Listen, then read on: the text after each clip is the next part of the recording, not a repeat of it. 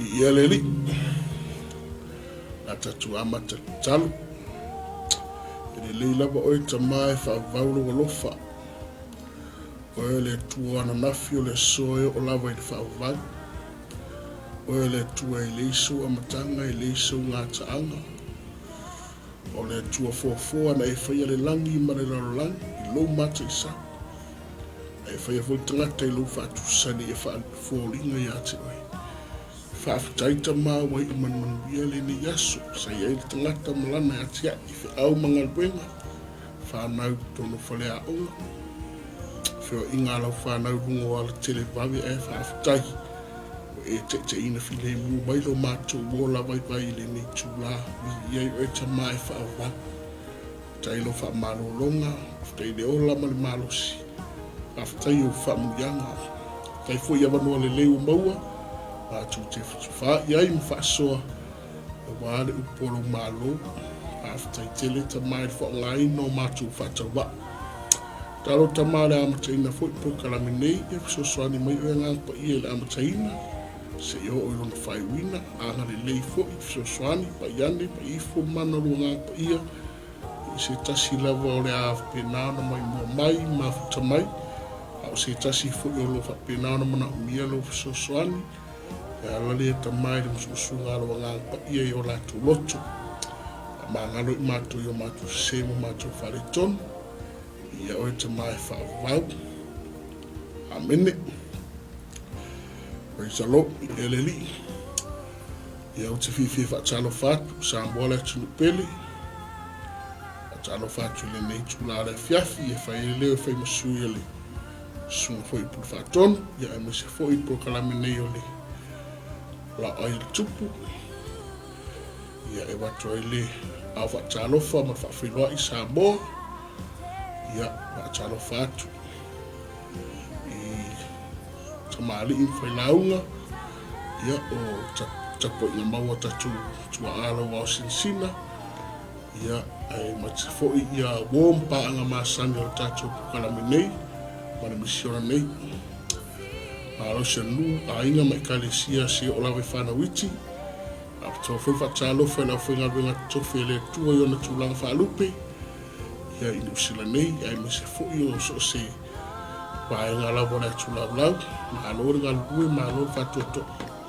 malo foi tu fola ule sambo ele ne yaso ya o le prokalame le nei o le Laoai O Le Tupu ya to ona le nei Johnson e Ropati ya ua ali fatase foi malana o na sunga foi le ile li fefe au ya pas tai ya ono ni foi yo tutuno ya ite tunungolo ya ile au so swani foi me ofa ma fana le tuelana o na o le yopu alo ni mta upo e baru i le asolulu tuala ya tuneia na tatu fasoa i fo i mta upo e fitu tu se yopu ia o mta upo na e fitu o le tali atu le a yopu i le se tasi o ana wo i tamaleo i li fasa ia lea fo i sa ia fasoa ia maa paupuai ia maa oa i fo i a yopu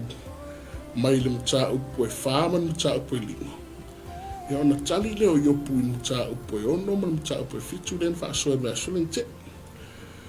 O le fiafila nei o le atatu awa ai mta upo e bat.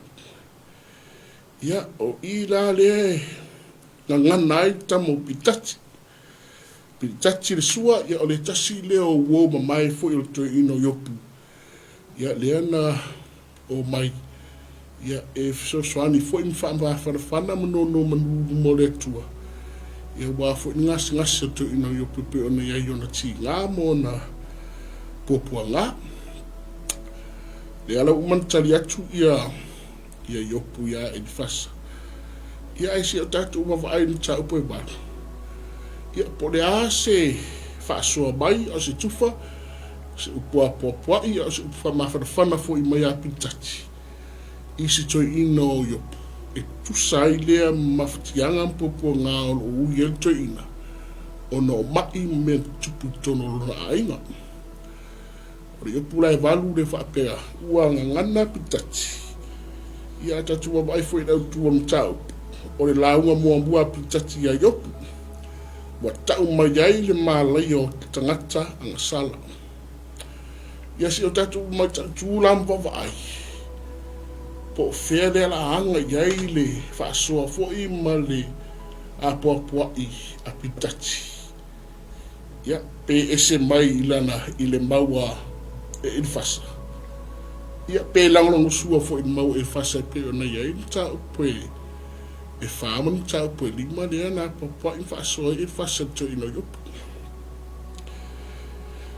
o le mtapula le e valu i le whai upu mua e ua vaenga whai upu mua e whai upu e se fu le ala tatu wa vaai i le ngangana mai a pitati ua tua ina e pitati to ino yopu i le anga sala whaadilolilo tua ina e pitati yopu i le anga sala whaalililo Yeleli. Bildad has accused Job for secretly sinning in front of God. Bildad is accusing Job for secretly committing sin. Ia o uputombua pitati tatu te loai. Le ala le anga i pitati malan whaasoa. E te tautala i nā upu sa iawhia. E whai fwoi mamatangi te tele o upu o rofufonga sa iawhia. O wai upu ia po uputombua ia a pitati. O i le e pe e vali mai se ate ia te tātou. E le ala le wānganga iai i a pitati malana whaasoa. E te tautala i nā upu sa iawhia. E whai fwoi mamatangi te tele o upu o rofufonga sa iawhia. Ia tātou e ngana aso umewhi ngofi e ili whaasoa marwhia. Sea ele meu e ona lafuai. Nā upu. Sea ele meu e ona tautala i whapena i upu. E tau whapena rea matangi namba i ole. Whaasoa pitati. I upu e. Ai sea ele meu e ona whaia i nātala. Mana tuara muta upu e fitua re sai lea ma lea wenga lea yopu lumo lea tua ma lumo ana u. Ona ore mamafatua rea benga ma maftianga. E le mala mai ele fasa.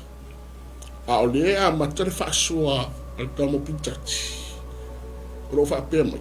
O lea ele me ke se onga tautala i whapena. Lea ele me ke se ona tala no tukla fwa i whapena. Yopu. How long will you talk and keep saying nothing?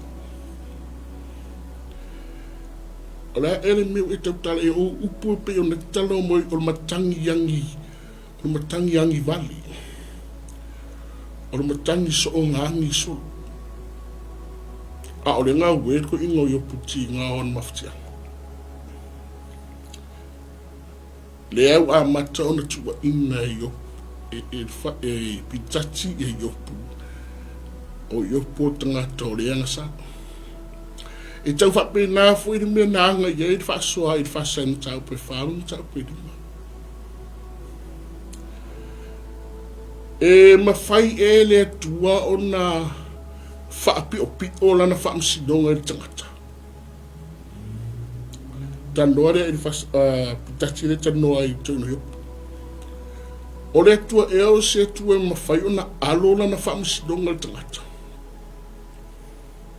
E mawhai e na fo'i mali liu whamsino ngā le tua tangata.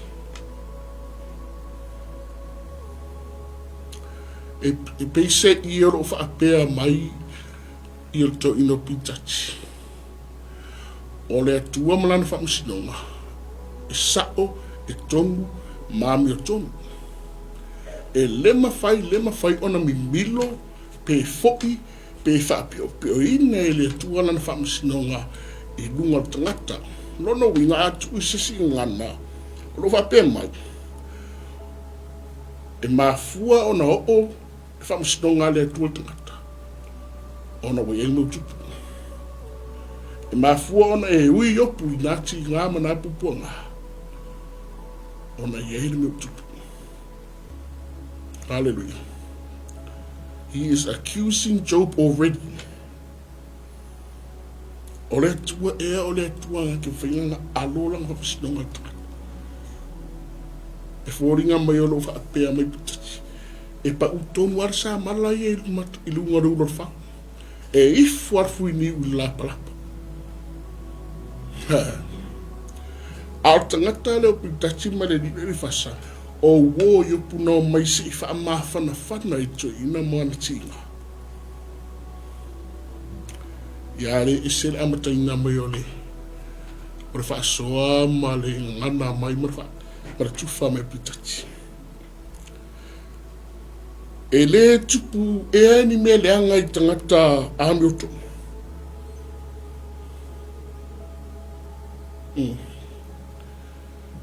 E le ke ia kupungia ni me le anga mani whawhitauri I si tangata o lo amioto. Ta whapenale au mai ngarwhi awa putachi. Aina o tangata sori tu la fono fo.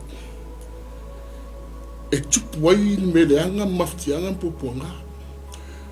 Pe o yopu le ui pupuanga. So o le wa ayala putachi. E yeile mafua anga wa whai ne whapeyo. E le te ite ia whai na tangata miutu. Wana o tangata sori tu la fono. E tupu ai me whapena yupu. O le si vaenga matu ia la wale. O le amatanga me whaasoa to ino pitachi. Le ifo I pefa. A whai nga ngā sala atu lau whanau ia teia. Ma wala fo ina I lato ea ia lato soli tu la fono o ka su. Mana tua o leo wa le uta iei ma se tasi whana o to ino yopo toi mai. Nga mua haru whana o to ino. O umatamati. Ai o te ofofo ia ui api tati. O le uo ma mai yo.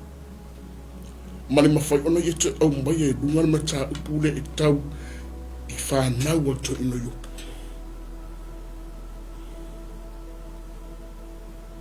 A whaina sori tu la fono lau whanau yopo. Ele o mafua anga ele wala fo ina I lato. Kaukai. O te ofo. I le mawhai ana whai atua ni tala o le ngofo masiko ingo yopo lo uitinga. Ia tuua se ngana whawhingo whi yopu o le mafua anga tonu fo ili nā o wai lau whanau. Wala fua ina I latu. Ono ta meite o lo whaiara sori tu la fono. Lea fo ua matana la fua ina oi. Hallelujah. Praise God. Ua whaasalaina lau whanau ona o a latu ang sala. O ngana le ringana ia toi no putachi. He made your children pay for their sins. That is a big accusation. Accusing Job's kids of sinning, which is why they no longer on earth. O mafuanga reu whaasalai nei tamiti yopu. O no olau whanau o le whanau sori tu la fono. Tamiti ola I le angsala. Whaasalai na la whanau o no le angsala. A o lea fo I te nofo I pupunga. E mawhai e ala e lea tua o na alona na whaamisinonga I le tangata. E le tatau, e le mawhai o na o le tangata amu tonu I whaafitau lia o le maule a putaki. wana o tangata sori tu la fono am tangata ngasala. La tu te mo e whawhita uli ia. Ma whaina whapea, popua ngaina whapea. This is how Bildad started his approach. So ngā lafo ngā tala yopu pe o matangi yangi vali. E angi solo e le ise winga. E se foi lamtangi ngai o le tau marafati e toi no pintati. Ao tangata na sau e whama whanawhana i mai o toi.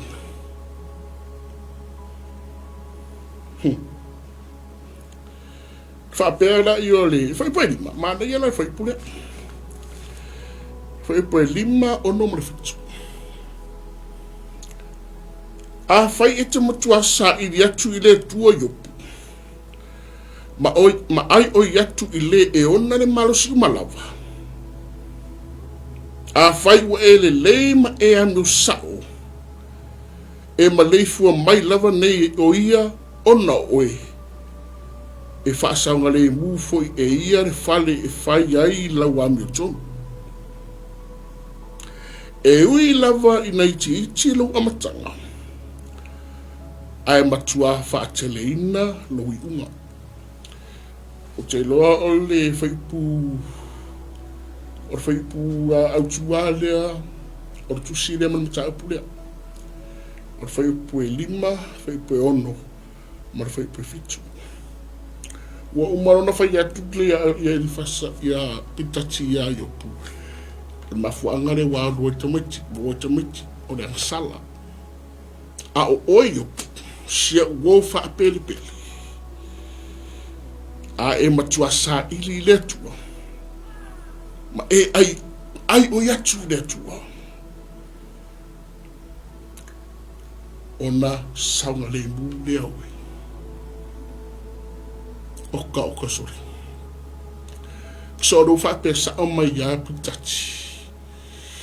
Salamone. Yopu tu uloa ai salamone loa.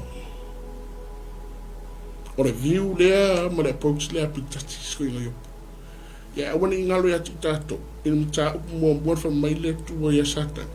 O e mawhawhau ea ina o ono yopu o tangata e tonu masao, o tangata matau. Ai ne whai mai ia pitati ni ta upo e wā. Ai a wha pēa la e te salambo. A wha pēa la e te ai o yatuma e ole i lea tua.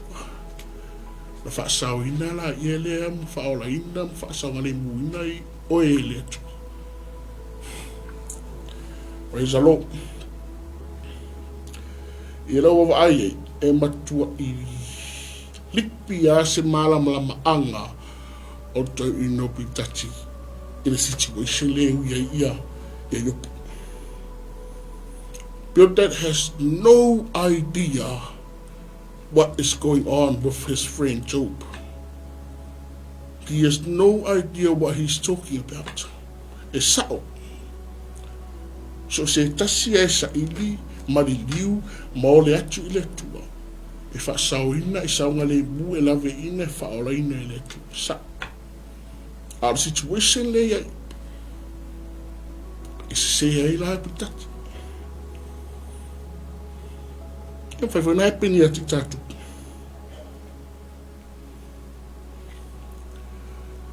E mana ia le, i whaipule. Ai o yatu mo le atu i le atu o le ou le marosi mala. O na saunga le mbua i leo oi, i lou fale.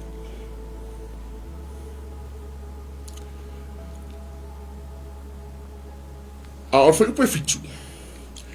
E ui lava ina iti lou amatanga. Ai matua whaatele ina lou i unga.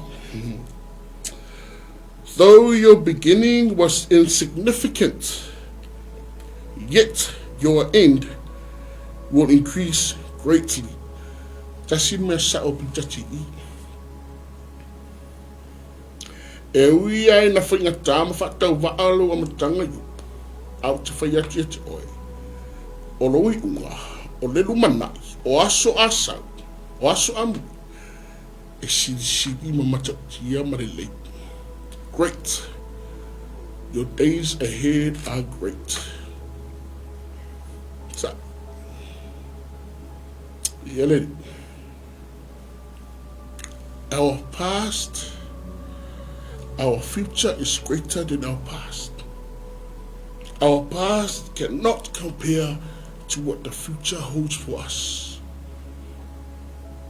If I tell what I'll tatu to na, matatu amatanga, tatu o maise amatanga iti. A olumanai maso a sau maso olu. O aso sili ia marilei man matapia. O aso manuia ia yopu. Ia ale baru wako ingo yopu. Hallelujah. Ia leli. Praise God. Ona sui rola i or meanga i to ino o pintati. Yopu se i utoi a vea oe rea matanga. Se utoi wha te pa oe o tatou tua a matupulanga wa mawai atu. E malama le tupulanga le o mawai atu o tatou matua a o mawai. Ile nā tua o le atu. A e se mai anga sala, e whaasalaina oi. A e le lei mai am yo tonu, e lei se mea oi ate oi. O le mau lea marata ofi lea apitati.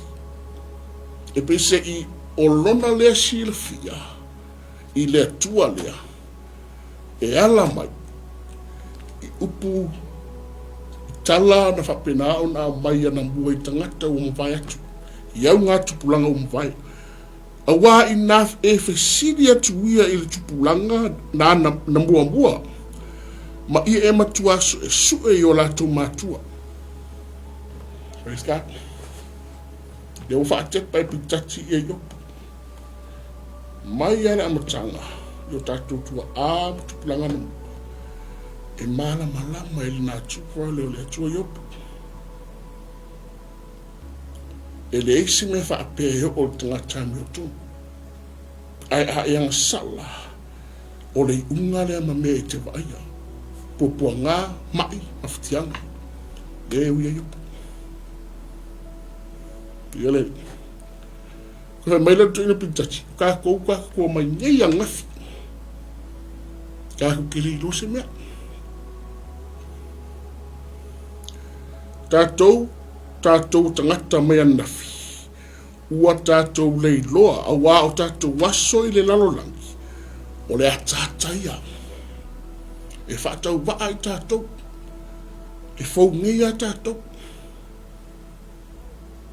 Tātou mo tangata wā mai anafi. Tātou tere o malama le leili nā tupu o le atua. Yopu. Ai si e whesili ai tangata na mua i o mawai atu. Yo tātou tua āma mātua mwhai a te au ngā tupulanga. O ta atai e malama i le atua lea. O le atua a e le lei e le veina oe. Ai a e angsala e whaasalaina oe. This is how Bildad see God through the generation that's gone past. E peise I o le malama anga o pitati I le atua. Olana malam my experience. It comes from experience, from what he's taught and what he heard. E loa mai upu tu tala mai mai ana mua I le atua lea. Lilo I manatu pitati. O le tangata lea na te whaasoa ai. O le wō le leia le atua. O le tangata e whioa I mo le atua. E malama le leia le atua le tangata le la tanoa. A o le pi e whaasanga tau le tana noa pitati jo ino yu. E ala I langa I loa mai le tuana. La tau te lea o mai e ati oe ma tau mai ati oe ma whai mai upu ai o la tau loto. O tangata ia, tātou au mai a se le so na mai tangata ia. pe il tala al tanoa pitati. Let us take lesson out of the generation that has gone. Let us learn from what they see and what they know of God. Iveleli. Tua ina lea e pitache yopu I lea ngasala. Maenga mua buadam tau. Accusing the man Job for sinning. Ora mafua angare yopu e wa ai nemia. Alu tamau ainga. Alu tamaiti. A fatia mga patia o I mail tino. Le so marosi.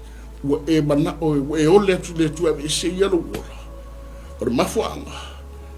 Ora sala. So tu la fon le wo yalo fana.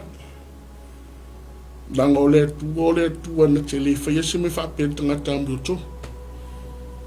Ole tu ele se tu na te fa sala I tanga tambu to. A ole tu le. Ole tu na te fa sala ma o. Wa fasi tanga sala mo tanga tu la fon. Le wo ele fana. Hallelujah.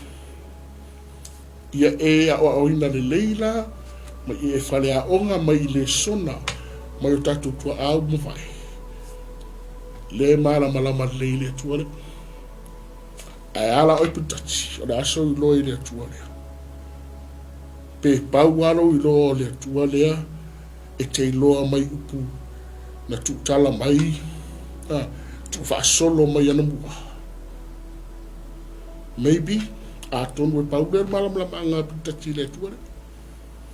Na te loa mai lana whaalongolongo. Al case la yu. E loa yopu le tuare e ala lana mafutanga. And that is the difference. Ora is singa la lia. Pe lana uwe yatu. Ma na ia wha soa ko ingo pitati. Ai le malama pitati situation lia.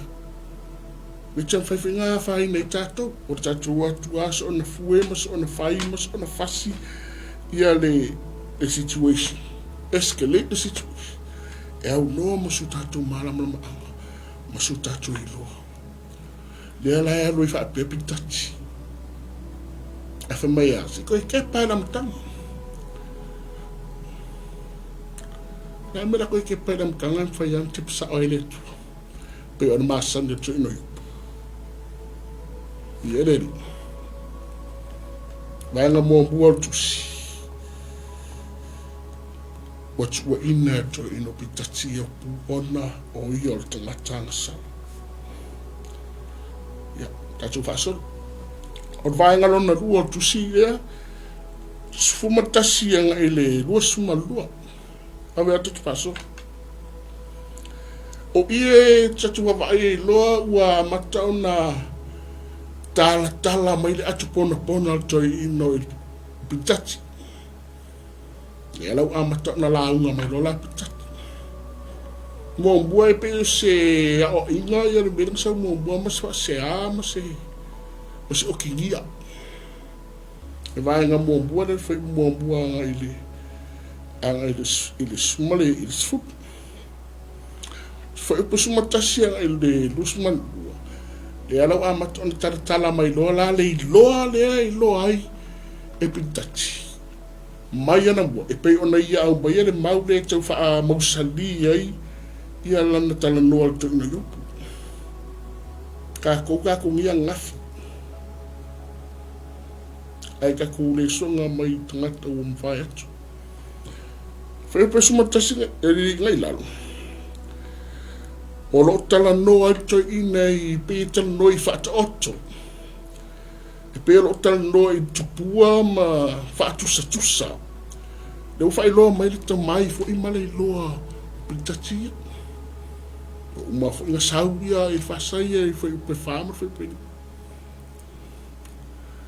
Ia re fo whaari mai fo isi loa a pitati. E loa ai ei. O whasoa a il whasai le whai upe whama lima. E mo ia a pe na fe ia ma te o to ino I fasala na fasol to ino o le saule sa wai e pitati e le aila Whai asinga masau o le tatu wa ai atu sau pitati ai o. Langa o rewa manino a pe utua ia o to ino yo. I mafua anga wala yo no maa. Ono fasia fa pera ye mato tino bupo ngai. Ono lang sala. Lea wo el fana. A tatu wa ai lai fo ipo sumata singa i lusma lua. Su ye tan no mato ino o pitati. E mawhai e ona tupu mai se la au e au noa ma se palapala. E se la au e mawhai au na ola mai au noa ma se palapala. Ua amatantano mai pi whaafata oto whaatupua, whaatusa tano to ina.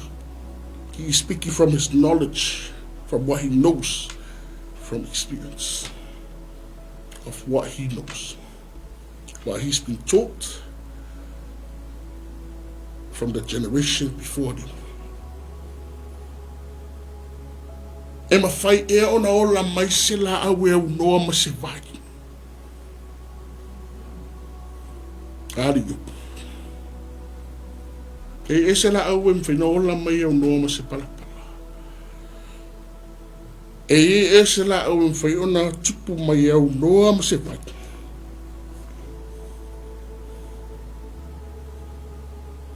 Ia leri. Ai te lo i opo nā la au ma. Fo linga e ola lau siusi, ma lau ola ola. Ai au te tau ia te oi opo. E vave ona mamai la au ia nai lori vau. O la au e tupu, e matango fieo na la. Ai te lo i opo e vave mawai. E vave mamai atu nai lori vau, nai lori mutia. Wow. E ui ia e tatu wawai atu i le lau susi mai ma lau olo la au opo. Ai vave mamai ma vave mawai atu nai lori vau.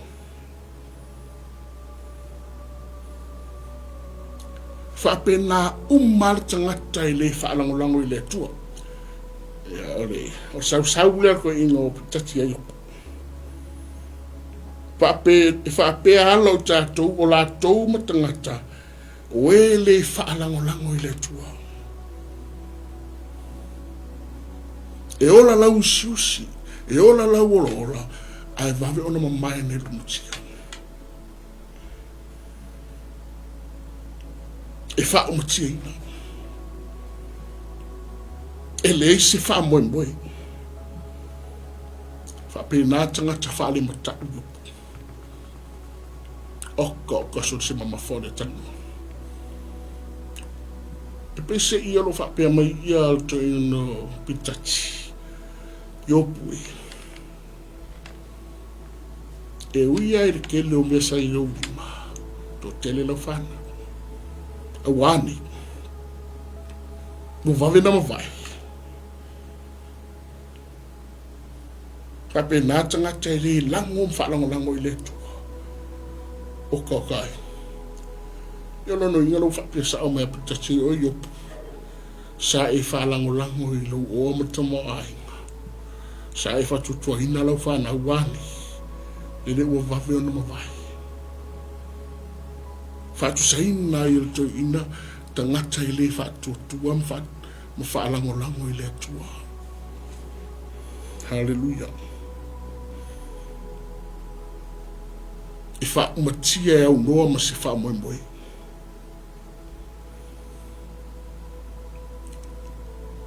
Praise God. This is how he's accusing Job. O ke ngā kanangoa lea e se le whati ngā loto. E se le ti ngā o tangata ai mai se a pēr whapea o le se tanoa man mafuanga man situation le iai. Sau le sau wai ia pitati.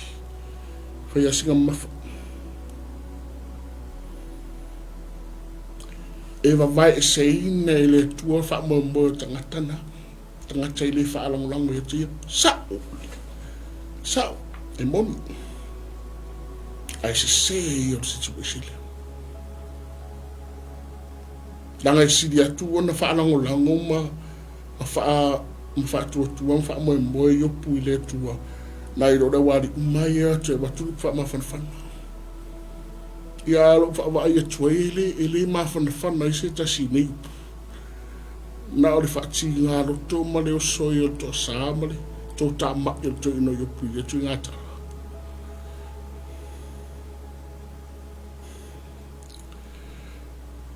Tana nota ina mika o types, metaphor.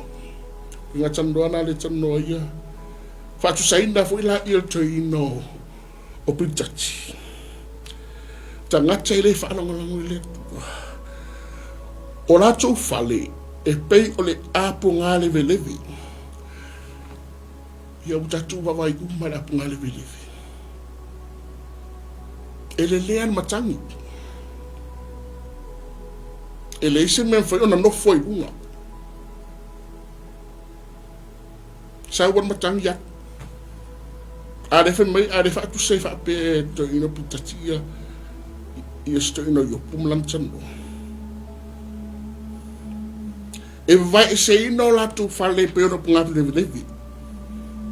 O latu whale latu te whaatua tua mwhaalangolango iai. E tuu iai ro latu whaatutuanga. E ma vai pe ono pungapi lewe lewe. E le mausali. Lono ingo lai whaanangolango i le ea. Whaanangolango i mea i le mau. Latu te tau fi mau fo i latu fo. Ai le mau.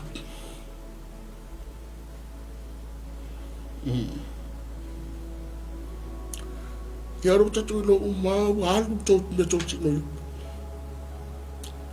It's an accusation. Na o tama titia e le lo whapa le ni tana noa le tana noi pitati.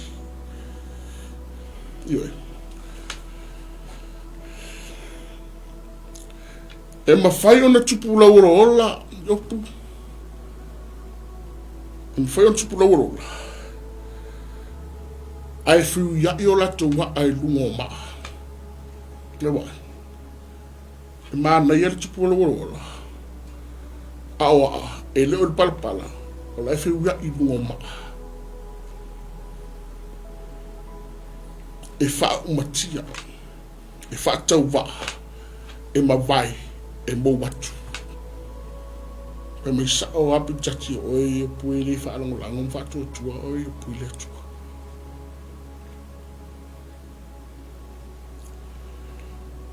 I aleli. E kam whaila i o pitati e whaai ulana tanoi i mtau pule. I se positive note. I se upu e tau cheer up al to ina. Mo uma o ke ngia koe inga mtua ia tua ia to ina. A rau kam whatua inga ia koe sui le whai unga mta upu le ia. Au mai se me cheer up al le roto o sto ino yo. Which I lok tatu lunga mta ofi. O koe ngā karangonga sa tamtano a mena mta. Ia au mai se vai maa lumas whaos fia ma whaos o li loto to ino yo. Ia are mua whasia e mburi whanga. Whauta. Oli lea i lonara. E tutupu fo inisi mai lele. Whauta. E lea la fo ine lea tua lea wa saol nā mio. Na te lea tau fia e lufo i lona lima o e amio leanga. Ia leli. E le wha umatia e le tua tangata miu sao. Ai le la vea ina fo i le tua tangata miu leanga. Ta noa lea e fasa. Pitati. E le la vea ia e le tua tangata sotulafa. Ai wha sao ina mwha ola ina e le tua tangata u sao la tuami. Na te wha tubuina i la tau fonga i le ata male o male lau fonga fia. It's a positive. Sa Ia ai wangalo ia ki toi ino pitati. Istamo o Iosefa. Na amata mai a Iosefa o angale anga iluna ai ngono uso.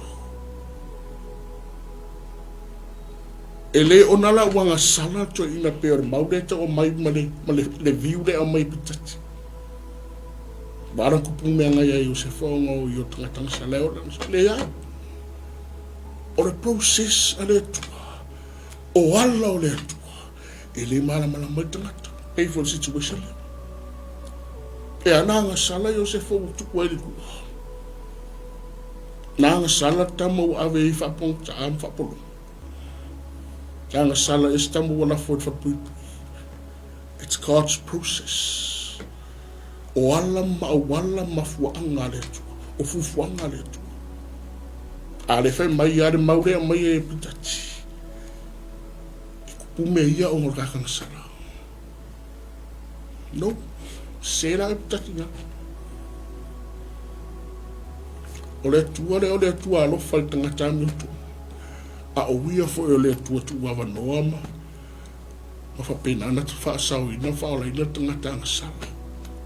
Nangara fatu le o le tua. Tangata le iloa. Ia o mai leo I whaotanga. Alleluia. Praise God. E wha o fuina I le mao e wa ino mai ati oe. O le whare ie o e ami le anga. E le ai lea. O le a mai a wha pepi tati le vālea. Tangatami tonu tangatami. Which ele align my situation to ino. O yopu. Ai o te akui. O I o le tua wanoa.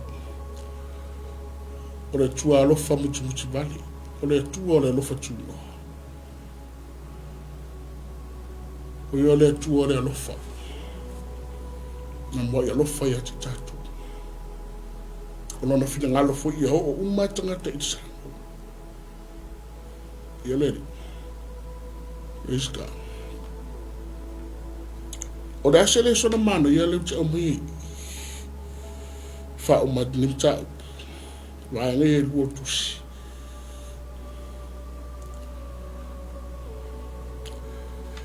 O le sona le te mai e te tau o na tātou malama I le tua. We must know God. Not from experience or what we have been taught or what we hear. But we must know God from our relationship with Him. E ao o na tātou malama mai loa le atua. E ala I le tātou mafutanga mai. Ai le o na o le tātou whaalongolongo. Ia leli. Langa ise umavi o tangata na mua peo le maule na mai e pitati tau whai stampa wha marosia ila na mau. Te sili ia na mua. Te sili I tupulanga umwai. Se fuoringa mai la o le tanoa mai e toi ino o pitati. O ro tanoa mai ila na whaalongolongo. E se mai la ma le tanoa le tangata e. O lo iere mafutanga. Ele o tanoa tangata lo iere mafutanga e tala noa I le lofa. E tala noa I le malu e momoli I maali e fia. E momoli ma le ang malu ma lotu mua lalu. Wa o le numero o le tulafono numero tasiale o le pule la. So se fai la unga e mara malamai. This is the golden rule. So se teimi e te whaasoa me tanoa me tula I runga pula. E te whaasoa ma e tufa ma e launga ma e morimau. I runga o le lofa. Ai le o le tinga. Praise the Lord. When you speak, when you share, when you preach, when you witness, you do that with love. not with anger, not with vengeance, with love. E momoli le papuai, ma le tua lalo I lunga na ta upu o le alofa. A tatu wa ai nei ia le saudi na sawa ia e le fasai le amatanga. Ia ma le sau le le o pinta. Ia e mua mua so o fai mo ki ia e muri a mai le positive. Lilo I manatu e pinta. O tangata lia, he is the guy fe mai le tua e le ia sita si sao I laro ngāra I ria lia. Mai nā ngā tupulanga. Nā o yupu. E sea, e ere relationship. A le tanoa matanga te au noa se relationship ma le tua. E lai sau mai lunga na wha alongo mena ngai loa mai. Sau su ngā whai tangata o le ti ngā o no le mala malama I. E iso na se. Ai ua whaina o iau. But because o le process a le tua. O le plan a le tua. O fuafuanga mpo kalama le tua. O mafuanga lea. Ai leu ono wanga sala tu. Nangor tala ia yopu te sa happy ending. Le sa oila il to ino bitati. Fatau waa amatanga iti. A ole unga siatu. What's coming, it's greater. Sele sona ngai ia mai imta upulea. Praise God. Praise the Lord. Ia tātou I loa malama I le tua. A tātou I loa malama I le tua. Tātou te I loa ra wale fo I le whawhita. Tātou te I loa ra wale approach I le whawhita. Tātou te I loa tala noa. Tala noa I le lofa. Awa e ra laku fo ia e tau I le ia hat whaalonga tangata. E tala noa no lai to tā mai mara I tamati ngā mutangusu. Me la re maua. Fa mai opu I ni tā upo I lima. Rei maso o mawhanga o maua mai au. Ngā whama whakuinga le menga. Samoa. Tatum tāpu nāmu te whasuana. E tatu I loa le tua mai le mawhutanga. E le o le whalonga. Know him from a personal relationship. Not from what you have taught and what you heard. Ai tātou I loa le mawhutanga. E pei o yopu. Ai tātou alo mai le tanoa I putati. I tala noa mai le mahofa. E au noa ma le tanoa mai I se mawhutanga ma le tua I le lotu. Ia reri. Wha o mai re wha pei upo putati. A matanga iti. A mata whataua. A mata tautule. Ai whaai umanuia. Whaai u I le lele. Rea matanga I whataua a olu mana e manuia. Ia lele. Lango yopu. Namon mawina yopu mele. I le story to ina yopu. A matanga o tu se yopu. A mata I whawhitauli. A mata I whawhinata. Praise the Lord. O le process le tuare ia yopu. A receipt. O a mele loto. O a mele msai. E mwhai ona tatu on sai pe on sai. E na oe a tani li nāwea na wa ofo I nata. E te oe na walo e tatu. Praise the Lord. E anga le mele tua nefiafi. Ia tatu I loa le tua mai le tatu mawhutanga. O nā tatu te loa ai o na fō ia ma fō so o se whawhitauri. So o se metulai. Praise the Lord. Ia ngā leile tua Samoa e lo whinangalo. Tino ki riso se tū lawa nila lang. Ngā leile tua whamuele tua ele. I le se fuau au na fō ia me se wat sawaringa ma le ola tumwhai le tua. Anga le fo ile tua ele nea fiafi Laoai O Le Tupu. Ia ele mwhai whangalo ina ia te. Au na le tua. O lo whapena o na ngaru e lunga ni misiona. I le aso ma le aso mai la waltae o le afiafi. Tau oranga ina pe ale upor whaatanga. Ma lo le tua. Amanu ia tele le tua le seifu au auna. Amanu ia fai le tua Samoa. Nga leile tua I fufuanga uma I aime seifu I. Wala wina. Tono a ainga I ka le sia I mafutanga I tono nu. Amanu ia tele le tua. Ai. Kato I loa le tua mai mafutanga. Ai le or whaalunga.